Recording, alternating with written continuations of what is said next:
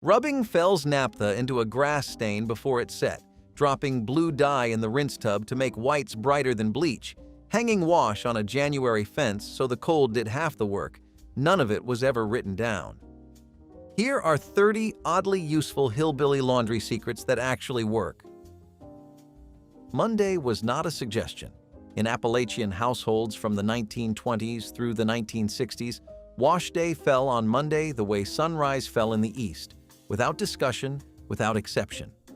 American domestic manuals as far back as the mid-1800s had established Monday as the accepted wash day, and the tradition held in mountain communities long after it had faded elsewhere. The clothes had been sorted and soaked Sunday evening, and by first light Monday she was already outside feeding the fire under the wash pot. The order was fixed. Whites in first while the water was cleanest, work clothes last when the suds were spent. If she washed on a Tuesday, the neighbors noticed. A clothesline standing empty on Monday afternoon told the whole road something was wrong inside. Sickness, a baby coming, grief. The rhythm of the week was built around that one day's labor, and the women who kept it kept the household on something stronger than schedule. It was the last thing she managed before the hospital. The line stood empty every Monday after that, and the whole road understood without being told. Before the stain set, she was already reaching for the yellow bar. Fell's Naphtha soap had been sold in American grocery stores since the 1880s, and by the 1930s it was on the shelf of nearly every Appalachian laundry porch, not because anyone advertised it to mountain families, but because it worked when nothing else came close. The trick was to get it wet and work it in while the fabric was still damp, rubbing the bar directly into the grass stain or the grease spot in tight circles until the fabric warmed from friction and the stain started lifting. Children ran in from the field trailing red clay and muddy knees, and she didn't reach for a bucket. She reached for the bar. A single bar cost about 9 cents in the 1940s. You can still find it today on the bottom shelf of the laundry aisle, wrapped in the same yellow paper, doing the same work. Most people walk right past it. You used the wrong tub once, just once. That was how you learned. The 3-tub system that governed Hillbilly Wash Day was not complicated, but it was absolute. The first tub held hot soapy water for washing. The second held clean, warm water for rinsing the soap out. And the third, kept separate, always to the right, filled last, held the bluing water. Getting the order wrong meant hauling fresh water all over again, wasting a morning's fire, and hearing about it until supper. The wash moved through those tubs in one direction only, dirty to clean to white. The soap tub went gray within an hour. The rinse tub went milky. The bluing tub stayed that thin sky blue all morning, the color so faint you almost thought you'd imagined it. Women who grew up with this system couldn't understand, later, how a single machine with one drum was supposed to do what 3 separate tubs accomplished in careful sequence. The logic wasn't nostalgia. It was chemistry. Nobody told you the rules of the clothesline. You absorbed them by watching long enough until the knowledge became your own. Whites went on the outside lines where the sun hit all morning. The unmentionables went in the middle, hidden behind the sheets where the road couldn't see them. You never hung a shirt by the shoulders, always by the tail or the shoulders stretched crooked. Never left clothespins on the line overnight. And never, under any roof in any county, hung wash on a Sunday. She kept those rules not because anyone was checking, but because the standard was the standard. The day they took her to the hospital, there was a full line of whites out. Her daughter brought them in dry, folded them without shaking, and put them in the drawer. They stayed there for years. Sorting laundry by color, whites here, darks there, was a city habit. The women who washed on a board in the 1940s sorted by something more practical: how dirty the clothes actually were. Delicate items and Sunday whites went into the tub first when the water was clean and hot and the soap was at full strength. Then the everyday clothes, the work dresses, the school shirts, then the overalls. Then at the end, when the water had already gone dark gray and the lather was spent, came the barn work, clothes that had been in mud and engine grease and things nobody named. Running the cleanest clothes through spent water ruined them. Running the dirtiest clothes through fresh water wasted it. In a household where every bucket had to be hauled and every stick of firewood had to be split, that sequence wasn't preference. It was arithmetic. The calculation of a family that couldn't afford to be wasteful with either the water or the mourning. The city sorted by color. The farm sorted by cost. The sound was different depending on what you were washing. Cotton shirts made a brisk scraping, short strokes, working with the weave. Denim moved slower, pressed harder, a lower sound that meant your wrists were in it. You never used a circular motion on anything you wanted to keep the shape of. You learned this not from instructions, but from ruining things. A collar torn off a school shirt, a flannel that thinned to gauze after 2 seasons. By the time you were trusted with the washboard alone, you already knew which section of the board she used for collars and which for knees, and how she shifted her weight on a heavy piece. Glass washboards, preferred for finer fabrics because the smoother surface was gentler than zinc metal, were standard in many Appalachian households through the 1940s. Nobody explained the difference between the glass and the zinc board.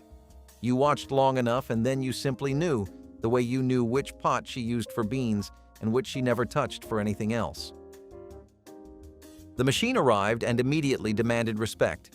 Sears sold a gasoline-powered wringer washer in the late 1930s, a loud, fume-producing contraption that had to stay outside, and getting one meant you were doing a little better than your neighbors. The wringer was 2 rubber rollers set close together and you fed wet clothes through to press the water out. Efficient. Also waiting for a lapse in attention. A button left buttoned jammed the rollers with a sound that dropped your heart. A braid that swung forward while you leaned in could be pulled through before you registered what was happening. She kept her hair pinned and her sleeves rolled tight on wash day, always, and made her daughters do the same. They thought she was being particular. She was being specific about a danger she had seen with her own eyes and never talked about directly. The electric wringer washers of the 1950s were quieter and safer, but the rules stayed exactly the same in her house. Rules that come from a real reason have a way of outlasting the machines that made them necessary. Saturday afternoons, she made the starch. Not from a can, from a cup of wheat flour stirred into cold water until smooth, then drizzled slowly into a pot of boiling water and stirred until it thickened to the consistency of thin gravy. It cost nothing because flour was already in the kitchen, and it worked on cotton collars and church blouses as well as anything that ever came in commercial packaging. The trick was concentration. Too thick, and the iron dragged and scorched. Too thin, and the collar wilted before noon. She knew it by how the liquid fell off the spoon. The garment was dipped, wrung out gently, hung to dry part way, then ironed while still slightly damp, the only way the starch set properly and held through a full day. Appalachian women had been making wheat starch this way since before the Civil War, and the practice held in mountain households well into the 1960s where commercial spray starch wasn't worth the expense. What the store eventually sold in a blue aerosol can, she made in a pot in 20 minutes. The sprinkler lived on the windowsill above the ironing board, a cork stopper fitted with a perforated aluminum head pushed into the neck of a soda bottle filled with plain water. You shook it over the fabric in slow passes before the iron came down, distributing moisture evenly so the cotton relaxed under the heat without scorching. The goal was damp, not wet. The way bread dough feels just before it rises, the fabric supple but not dripping. Steam irons made the sprinkler unnecessary, but in the years before them, and in plenty of houses well into the early 1960s, that cork and bottle contraption was the difference between a shirt that looked pressed and a shirt that looked like someone had ironed it in a hurry. Hardware stores sold the cork head for a few cents in the 1950s. A patient husband could make one from a cork and a thimble in an evening. She kept hers on the windowsill long after the steam iron came. It had been her mother's first, and then hers, and the bottle was the same one. It cost a morning's fire to heat and a full afternoon to use, and not one drop went to waste. The first rinse water, warm and slightly soapy, went onto the kitchen garden. Beans and squash and tomatoes didn't mind a trace of soap. In fact, it helped knock back the aphids working the underside of the leaves. The second rinse water, cooler and cleaner, went to the hog pen or down the drain hole. The wash water itself, heavy with gray suds and a week's accumulated grime, scrubbed the porch boards before it soaked into the dirt. Nothing was hauled twice. Every bucket served its purpose in descending order, from cleanest use to dirtiest, until it was spent. A family that hauled every drop from the well had no intention of making the trip more times than the work required. Nothing was hauled twice. That was not a philosophy. That was the whole system. Long before the wringer washer arrived with its rubber rollers and roaring engine, the iron wash pot was the center of laundry day. It sat on 3 legs over a wood fire in the yard, wide-mouthed and black with decades of use, and on Monday morning your grandmother had it going before the children were awake. White clothes went in first, sheets, pillowcases, undergarments, with a chunk of Lye Soap and a wooden paddle long enough to keep her arms clear of the steam. She boiled them 15 to 20 minutes, stirring, the water thickening with dissolved soil into something the color of weak broth. Stains that survived the board often didn't survive the boil. This method, bucking, in the old Scots-Irish laundry tradition that arrived in Appalachia with the original settlers, was practiced continuously in the region from the 1700s through the early 20th century. Some households kept the pot in the yard well into the 1950s, not because they had to, but because the boil got whites cleaner than the machine managed. She said the machine washed clothes. The pot made them honest. Nothing in that household was wasted, least of all the ash and the fat. After Hog Killing Day in late November, your grandmother saved every scrap of fat not destined for the lard bucket, rendering it down in the yard kettle until it ran pale and clear. All winter she had been filling the leaching barrel, a wooden drum packed with hardwood ash, water seeping down through the layers and dripping out as lye. She tested it the old way. A chicken feather dissolved in the liquid meant the strength was right. She combined the lye with the rendered fat, stirred with a long wooden spoon, and cooked it down until the mixture saponified, turned to soap right there in the pot. It hardened in wooden molds into brown, rough-textured bars that lasted 6 months. The soap cost nothing but the time and the materials the farm had already produced. It stripped grease from overalls and oil from work shirts and left the skin raw as a verdict. Nobody made it because they liked it. They made it because what it made was real and it worked, and nothing that could be bought worked half as well. What the third tub held was an optical illusion. Laundry bluing had been in American homes since before the Civil War, and Mrs. Stewart's concentrated liquid bluing, first sold in Minneapolis on July 30, 1883, was still on laundry shelves a century later because it worked in a way nothing else replicated. White fabric yellows with age and washing.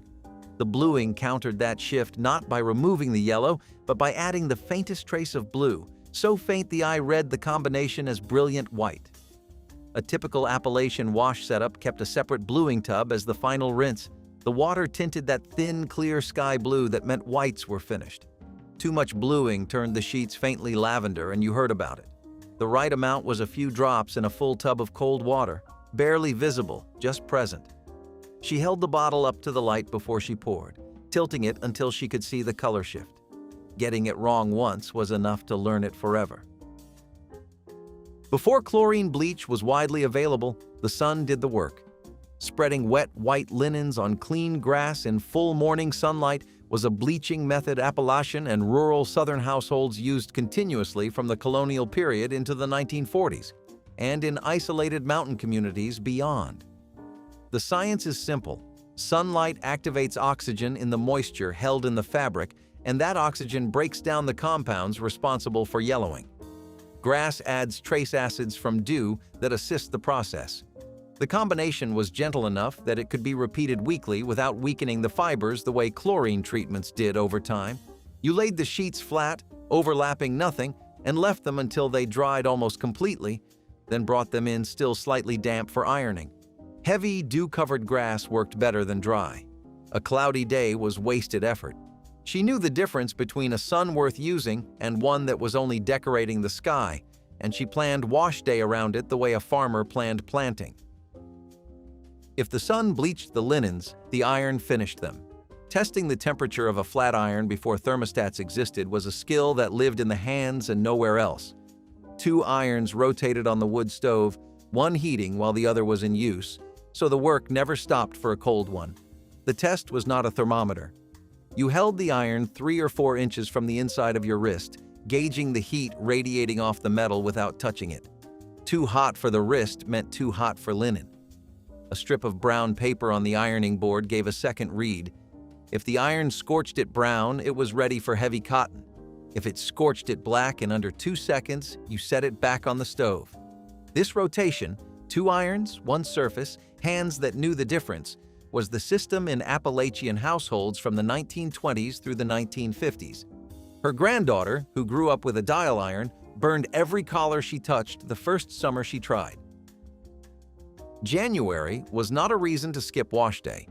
In Appalachian communities and across the rural Midwest, hanging laundry outside in sub-freezing temperatures was standard practice well into the 1960s.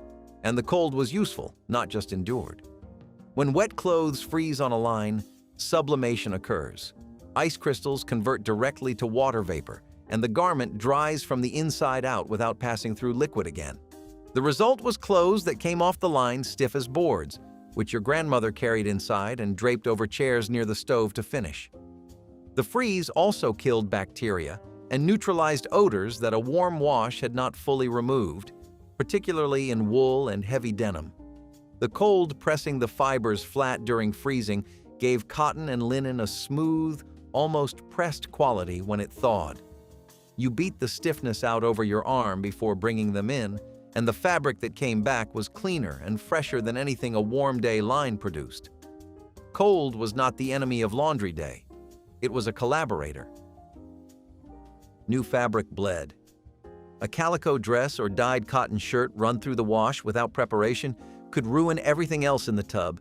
The red going pink, the indigo going gray, the whole load coming out the color of indecision. The fix was salt, and it had to happen before the first wash.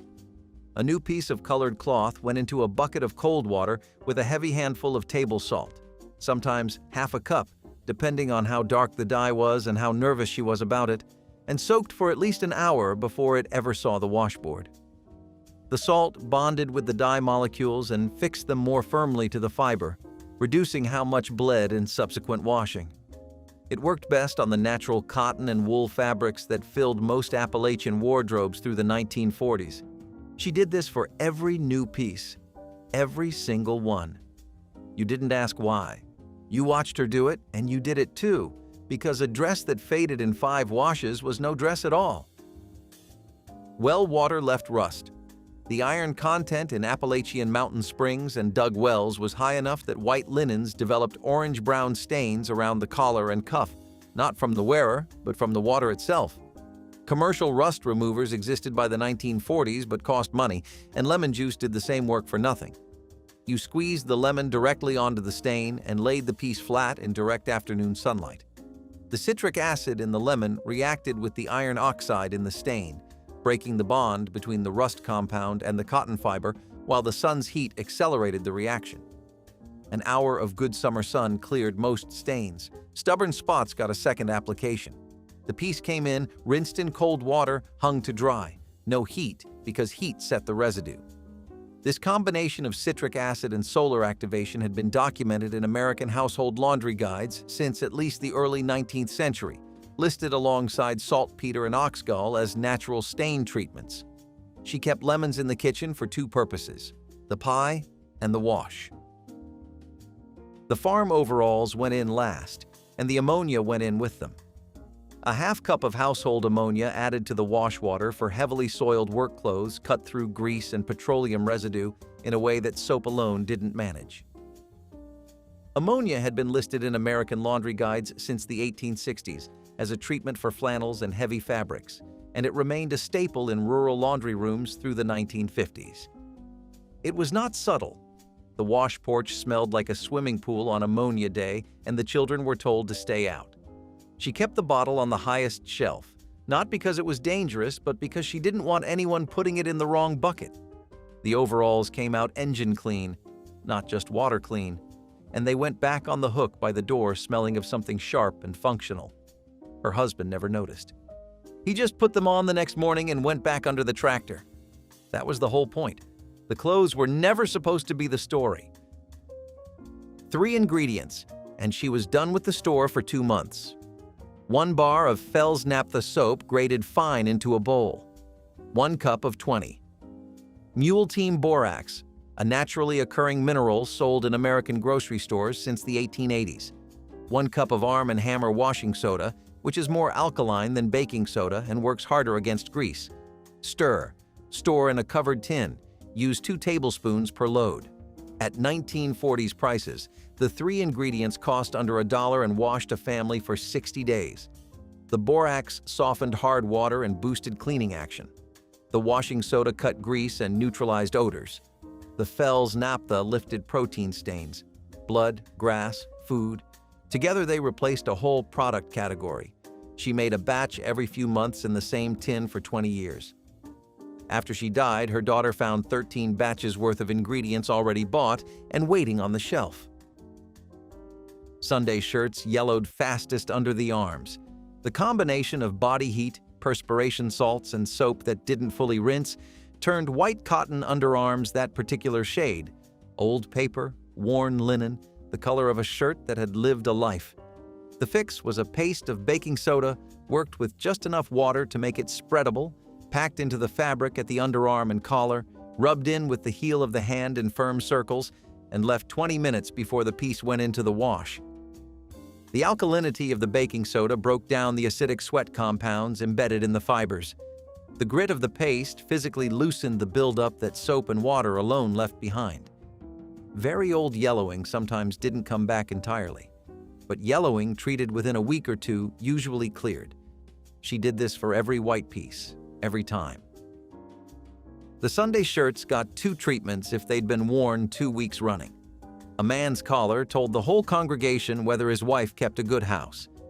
That was the actual pressure behind the baking soda paste. Wool cost too much to lose to moths, and mothballs left a smell that outlasted the season by half a year. The Hillbilly solution was the Cedar chest, made of aromatic eastern red cedar, Juniperus virginiana, whose natural oils repelled clothes, moths, and carpet beetles without any chemical treatment. Strips of cedar were laid between folded wool blankets. Small cedar blocks went in the corners. Dried lavender sachets, the flowers cut from the garden in July and dried on newspaper in the back room, were slipped between the layers.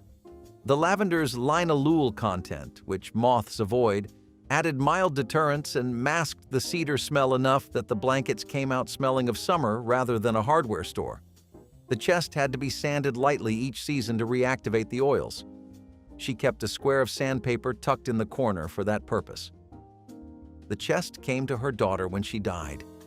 Her daughter is still using it. The moths have not won yet.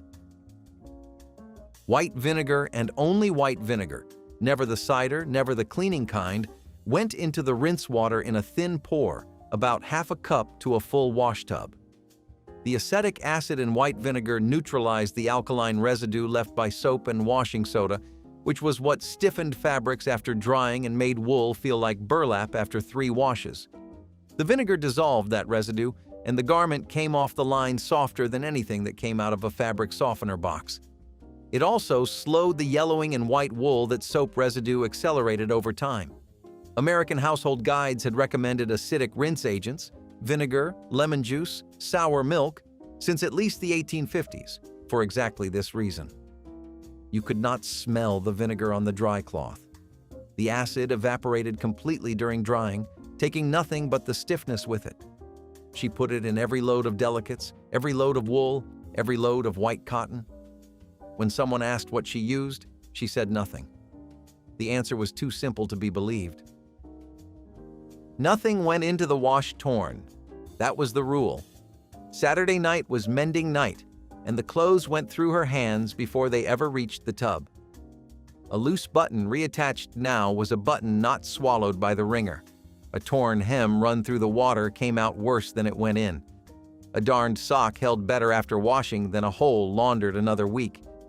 She sat in the same chair every Saturday evening with the mending basket, the lamp pulled close, and went through the week's pile piece by piece. Buttons were sorted by size in a tin the size of a sardine can. thread was color-matched from a wooden spool box on the shelf. This was the work before the work, invisible to anyone who didn't know to look for it. The clothes lasted 15 years in that house when they lasted 5 in others, and the mending was half the reason. The basket sat in the corner for 2 years after she was gone before anyone touched it.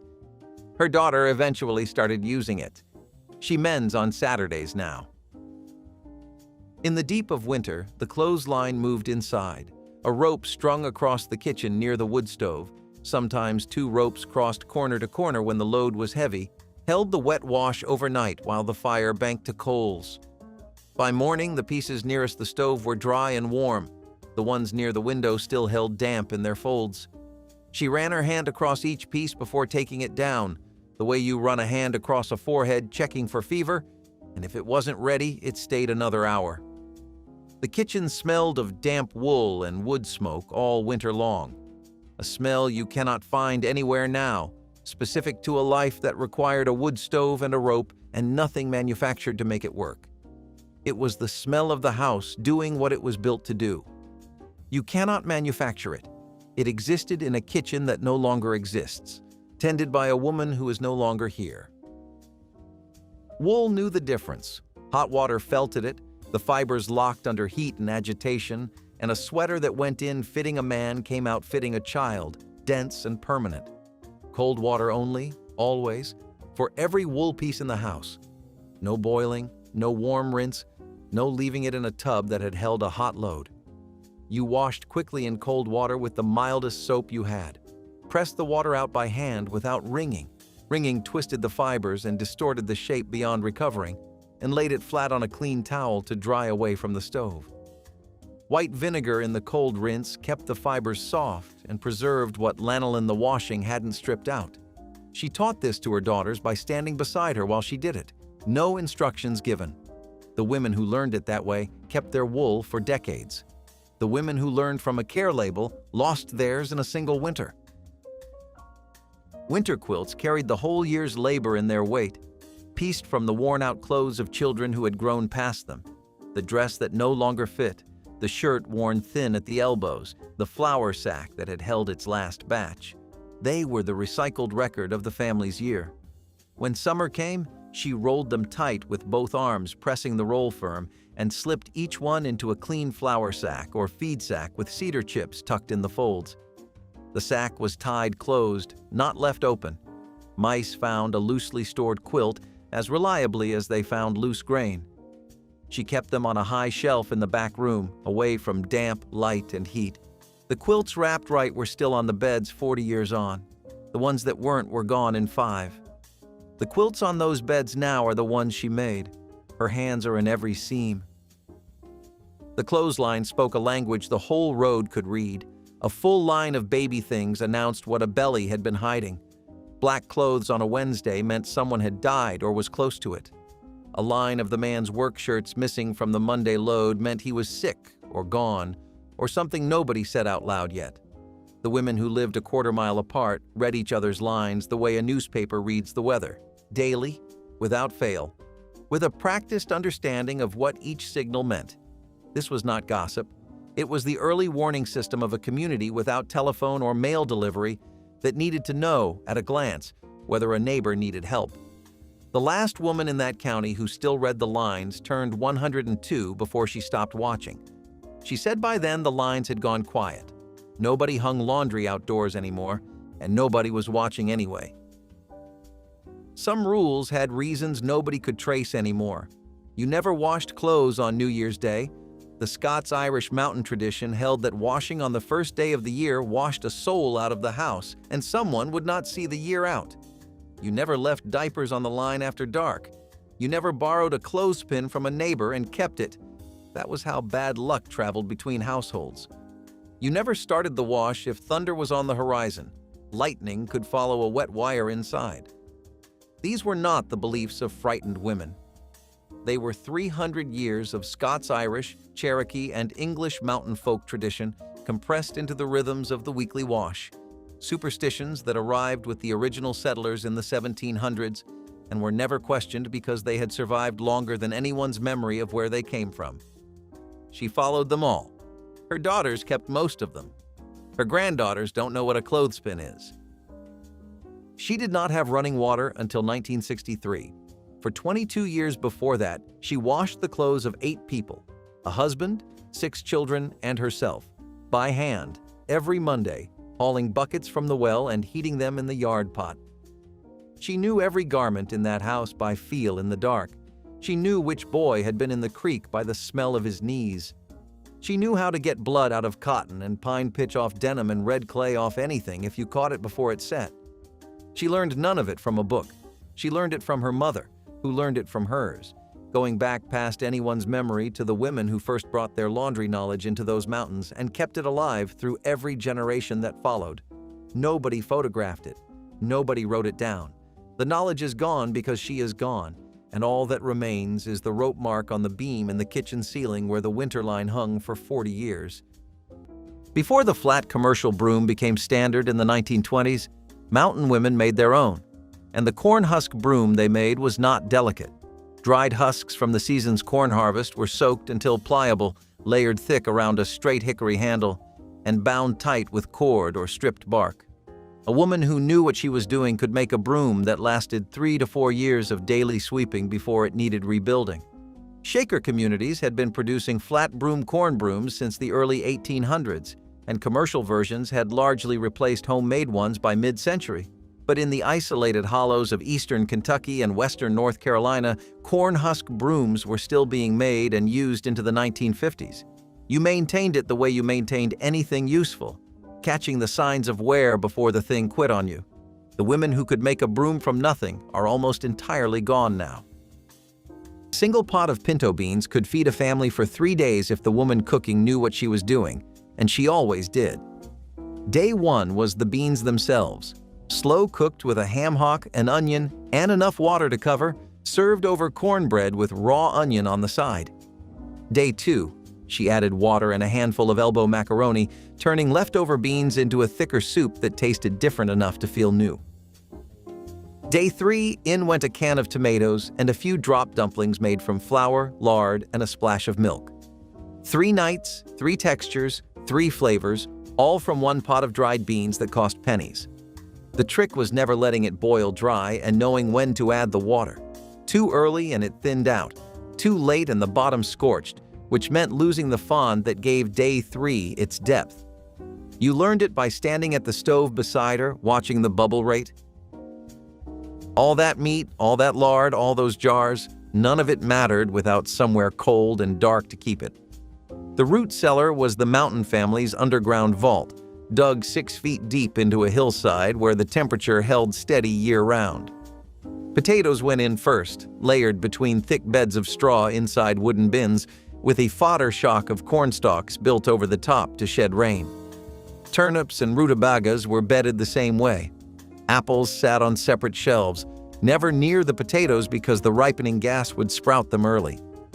Every few weeks through winter, someone went down with a lantern to check for soft rot, to turn the potatoes, to pull anything going bad before it ruined the rest. A good cellar kept a family fed from November to April. A careless one cost half the winter stores to mold and mice. Children sent down to fetch potatoes in the dark. Remember the smell: cold earth, straw, and the faint sweetness of stored apples. But before any of that washing began, every child already knew their part. In a hillbilly household, the naming of a task was the whole discipline. Before 8, you were on sweeping and slop emptying. By 10, water hauling and dish drying. 12 meant you could be trusted with ironing the flat pieces, pillowcases, flour sack towels, aprons.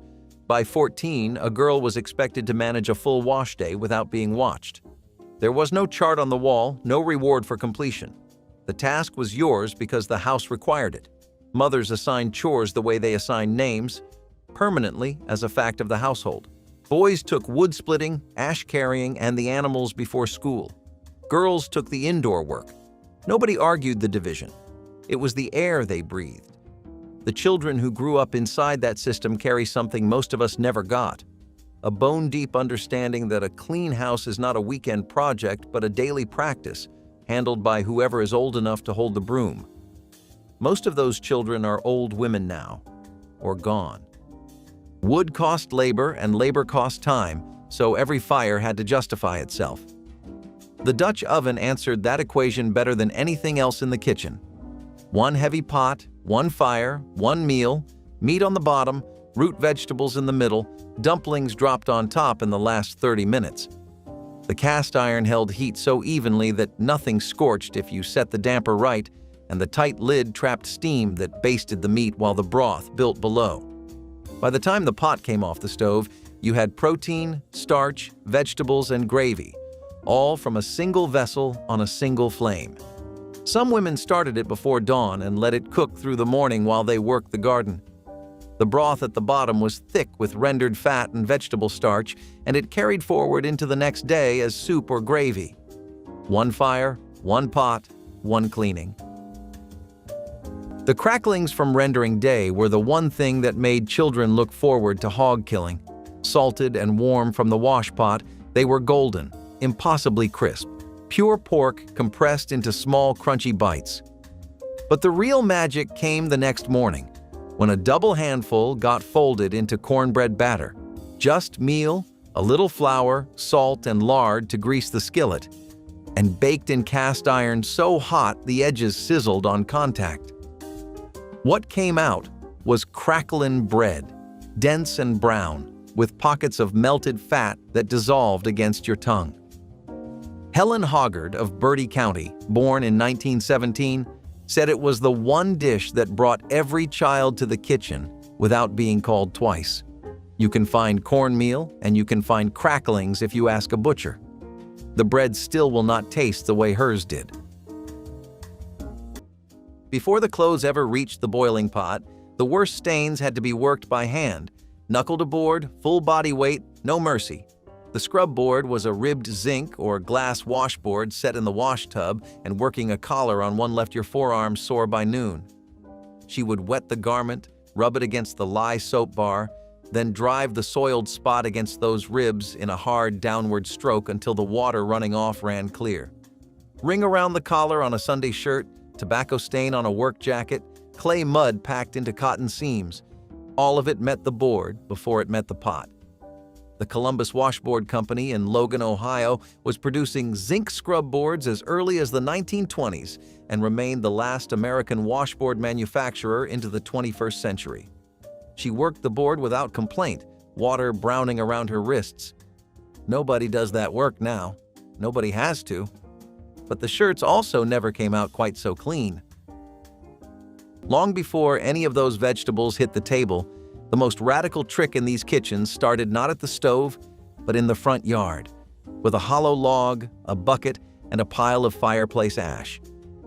Water poured slowly over the ashes and caught in a wooden bucket below produced lye, and that lye transformed dried corn kernels into hominy through a process called nixtamalization, a technique with Cherokee and indigenous roots going back thousands of years. The kernels soaked until their skins slipped off, swelling into something white, tender, and entirely different from the hard yellow corn that went in. What the old cooks could not have known was that this process unlocked niacin trapped inside the corn, a vitamin the body cannot absorb from untreated kernels, and it was the reason mountain families who ate hominy avoided the pellagra that devastated communities further south. The same ash that heated the house also made the soap and freed the nutrition in the grain. Hog Killing Day started before dawn and did not end until dark, and the centerpiece and the part that determined whether the family ate well for the next 12 months was rendering the lard. 2 cast iron wash pots sat over fires in the yard, and into them went every scrap of fat, cut small and stirred constantly for hours. The fire had to be wild cherry or hickory, kept low and steady. Let it blaze and the lard scorched, and scorched lard was a catastrophe with no replacement until next year's hog. The liquid fat was strained through cloth into 5-gallon tins.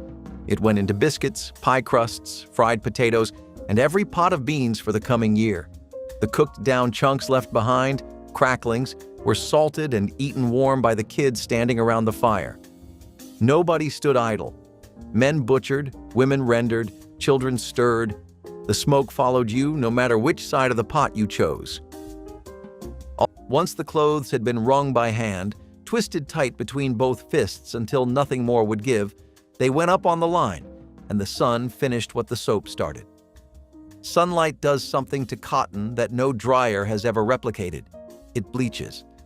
The ultraviolet light that breaks down surface stains in white linens also kills the bacteria the soap left behind, and a sheet boiled, rinsed, and hung in full July sun for 4 hours came off the line smelling like nothing at all, just clean, the way air smells clean after a hard storm. Mountain women ran clotheslines between fence posts, tree branches, wire strung between 2 nails on the barn. On good drying days, the whole yard became laundry. Shirts on the lower wire, skirts on the upper, pillowcases spread flat on the grass to bleach all the way through. Children learned to read the sky before breakfast because a cloud rolling in from the west meant every hand needed to move. The sun-dried sheet folded off the line was stiff and cool and faintly bright in a way you could feel before you ever laid your face against it at night. If saving cooking water was common sense, then pot likker was religion. The dark broth left behind after slow cooking a mess of collard greens or turnip greens with a ham hock was considered by many mountain families to be more valuable than the greens themselves. Vitamins leached during hours of simmering. Vitamin C, vitamin A, calcium, iron, concentrated in that liquid, and the old women who ladled it into cups and drank it warm knew it kept them strong through winter, even if they could not name a single nutrient. Others sopped it with cornbread, pressing the bread into the broth until it was saturated. In black Southern and Appalachian kitchens alike, pot likker was the bridge between poverty and pride, a reminder that the humblest part of the meal often carried the most nourishment. The argument over whether to dunk the cornbread or crumble it into the liquor has started more kitchen debates than politics ever did. Today, most greens drain straight into the sink. Long before anyone had a working refrigerator in the mountains, families in Mitchell County, North Carolina, were pulling their cabbages in mid-October and flipping them upside down into freshly plowed furrows. They called it holing it up. Dig a row, set each head root side up, turn another furrow of dirt right over the top, and walk away. The frozen ground drew moisture out slowly, and those tough outer leaves became a natural wrapper that kept the inside crisp all winter. When the thaw came, you dug up a head that tasted fresher than anything from a jar. Your grandmother made slaw from it in the dead of January, and that impossible crunch, in a season of soft, mushy canned vegetables, was worth every bit of the October labor. The women who knew how deep to set those heads never wrote a word of it down. Monday was not just a day of the week in a hillbilly household. It was a law. Wash day fell on Monday because it always had, because your grandmother's grandmother had started the fire before sunup on a Monday, and nothing short of a funeral moved it to Tuesday. The night before, every piece of clothing was sorted into piles, whites, coloreds, and work breeches thick with field dirt. By dawn, the iron pot in the backyard already sat over a fire. Women in the Appalachian Mountains organized their entire week around that single day: Monday washing, Tuesday ironing, Wednesday mending, Friday baking, Saturday the house scrub. Girls learned the sequence before they could read, absorbing it by watching and doing and never being told twice. You knew which pile your school dress went in. If you had to ask, you were already behind. The women who held those schedules together are mostly gone, and with them went the unshakable certainty that Monday began with fire and water and the will to make everything clean. The women who cooked on wood stoves understood heat the way a pianist understands keys. Every inch of that iron surface ran at a different temperature, and they used all of it at once. Directly over the firebox was the hottest zone, where the skillet sat for frying. 6 inches to the right, the heat dropped enough for a steady simmer. The back corner barely held a warm-up temperature, perfect for keeping gravy from skinning over. Above it all, the warming shelf, a flat ledge near the stovepipe, held plates at serving temperature, kept bread dough rising and dried herbs without scorching them. A woman working one of these stoves in the 1930s was running 4 heat zones simultaneously without a single dial. She adjusted by sliding pots across the surface, opening or closing the damper, and adding a split of hickory when the fire dropped too low. You knew the stove was right when you could hold your hand 6 inches above the surface and count to 3 before pulling away. You held the spool of heavy thread steady while she pushed a darning needle straight through each green bean pod, one after another, until the string hung 4 feet long with Kentucky half-runners. Leather breeches, she called them, or shuck beans, depending on which hollow you came from. The practice likely arrived with German settlers from the Palatinate, though Cherokee households had been drying beans on rawhide cord long before Europeans reached these mountains. Hung from the porch rafters or behind the wood stove, the pods shriveled until they looked like tiny pairs of worn-out trousers, brown and wrinkled. Come January, she soaked them overnight, dropped in a chunk of fatback, and simmered for hours. The taste was nothing like fresh beans, deeper, earthier, almost meaty. Some families tucked a dried hot pepper into the storage sack to keep insects out. You can buy the beans and try it yourself, but the flavor is never quite right without her hands on the thread. Hog Killing Day in late November was many things: cold work, the hard business of provisioning a family for winter. But it was also Soap Day, because the fat nobody wanted to eat became the fat that cleaned everything. The scraps of lard trimmed from around the organs, the leaf fat from the kidneys, all of it went into the soap pot along with the lye water leaching through hardwood ash for weeks. The lye was tested the old way. Drop a raw egg into the hopper drip, and if it floated with a quarter-sized spot above the surface, the lye was strong enough. Too weak, and the soap stayed soft and useless.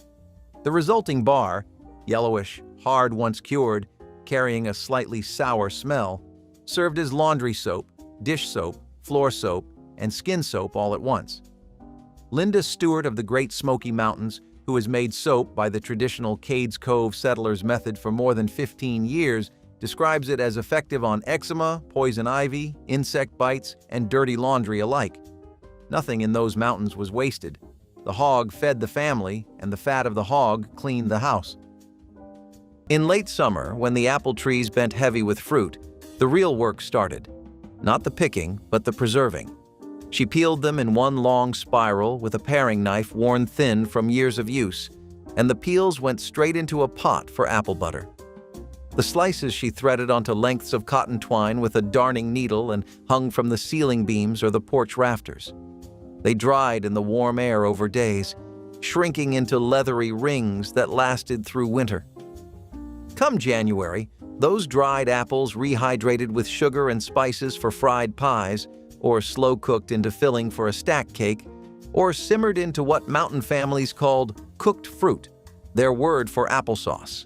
No dehydrator, no canning equipment, no electricity required, just twine, a knife, and a warm room.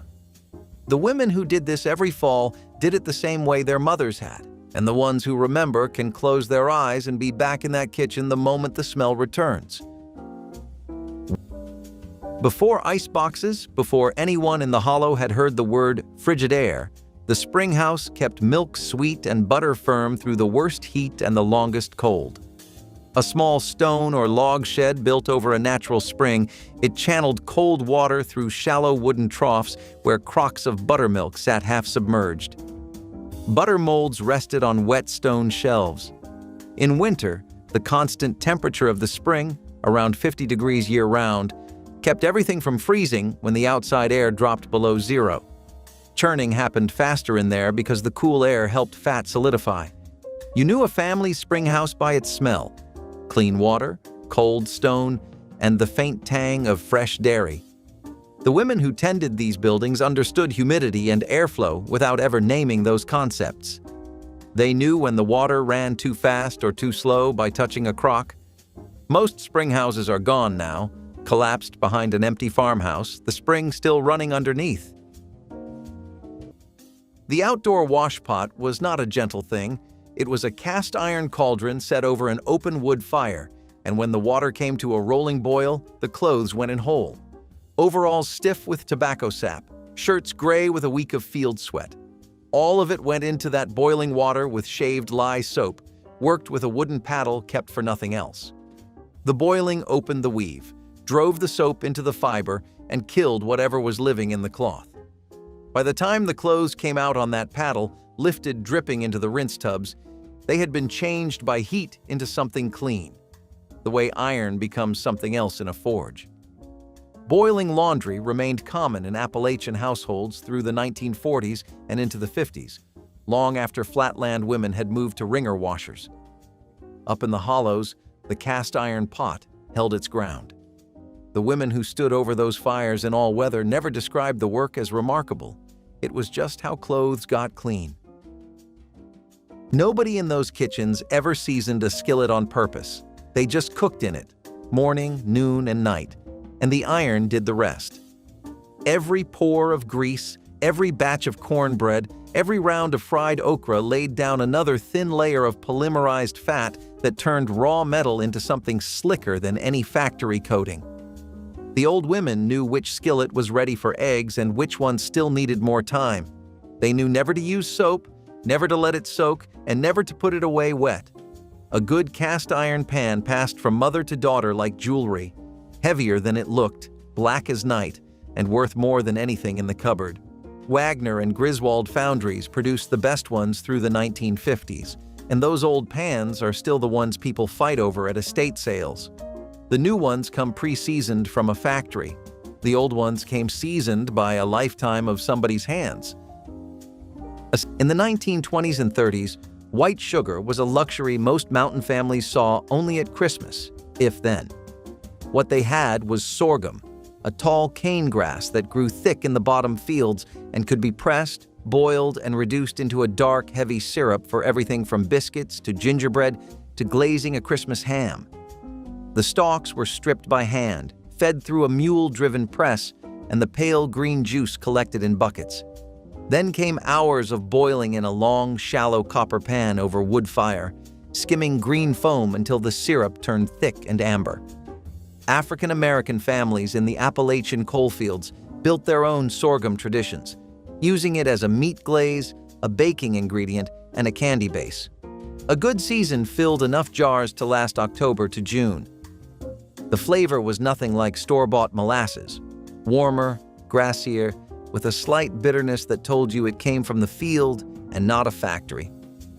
Every spring before the hot weather settled in, the porch got whitewashed, and so did the tree trunks along the fence line, the rock foundation of the well, sometimes the outhouse. The mixture was simple: powdered limestone quicklime dissolved in water to the consistency of thin paint, then brushed onto wood or stone with a rough rag. Traditional whitewash had been used since the colonial period for its antibacterial properties. Lime's alkalinity kills surface mold and discourages insects from nesting in wood crevices. A whitewashed porch floor showed every trace of dirt in sharp relief, which meant nothing stayed on it long. USDA extension bulletins as early as the 1910s documented whitewashing tree trunks to discourage bark borers. On the mountain, the reason given was simpler. It looked clean and cared for, and a house that looked cared for said its people were not defeated. The whitewash faded by June and needed doing again the following April. No one called that a burden. It was just what came around, the same as planting and frost. Hog Killing Day in the mountains was not a chore. It was an event, and every family within walking distance came to help because the work was enormous and the rules were absolute. Nothing was wasted. The hams and shoulders went to the smokehouse for months of curing over hickory. The leaf lard, fat from around the kidneys, prized above all other fat, was rendered slowly for baking. Intestines were cleaned, scraped, turned inside out, and stuffed with seasoned sausage. The head simmered for hours until the meat was picked from the skull and pressed into head cheese with vinegar and spices. Feet became souse, skin became cracklings, rendered crisp and crumbled into cornbread. The blood in some Scots-Irish mountain families was caught in a pan and cooked into pudding. Bones went into the soup pot and simmered until they gave up everything. One animal, slaughtered in November, fed a family through March.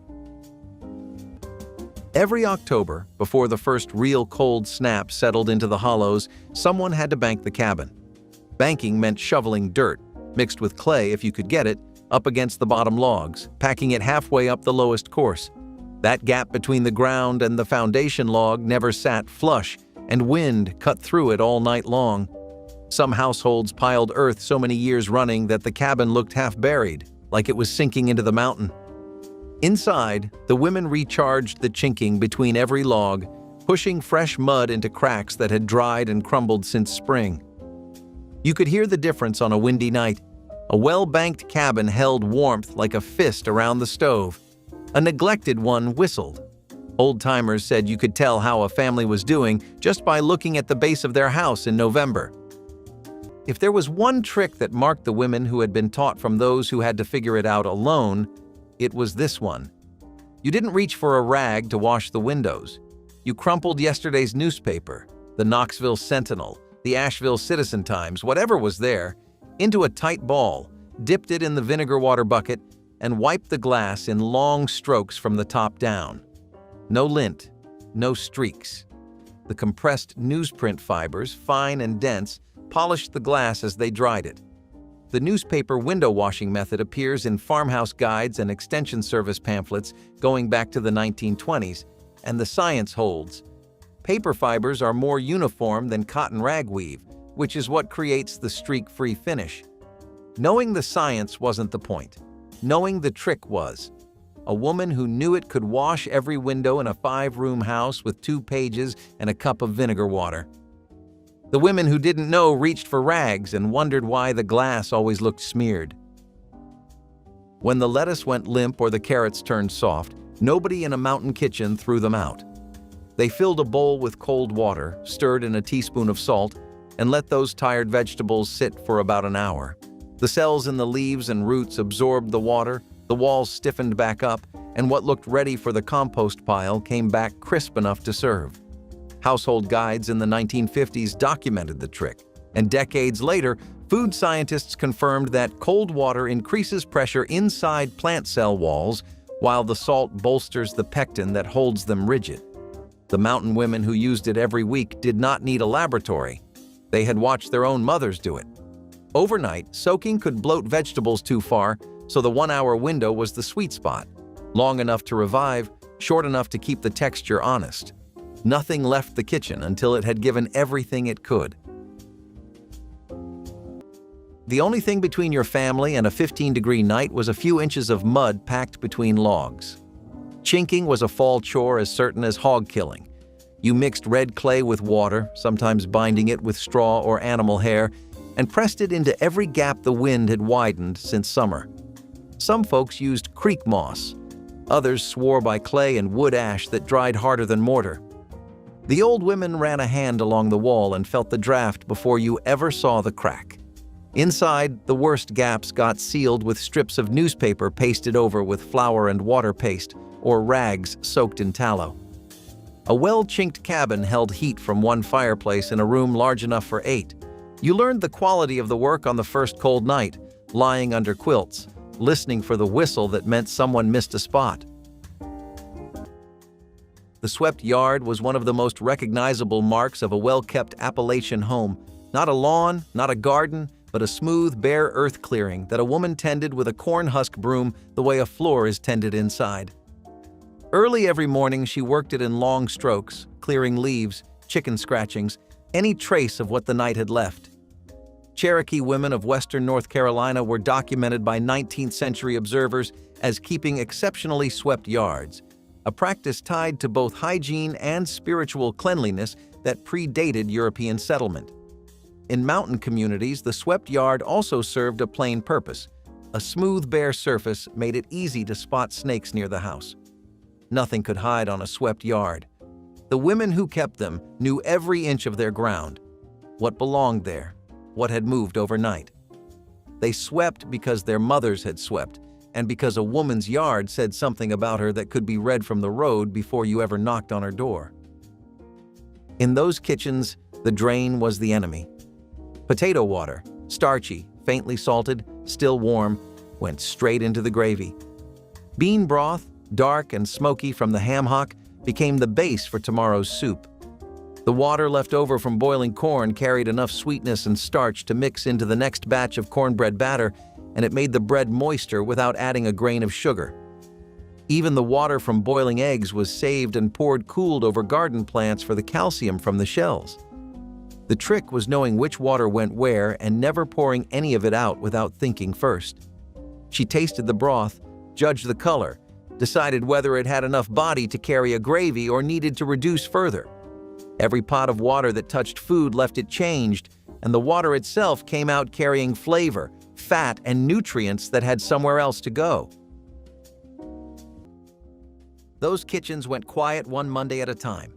If any of this lives in your family, tell us.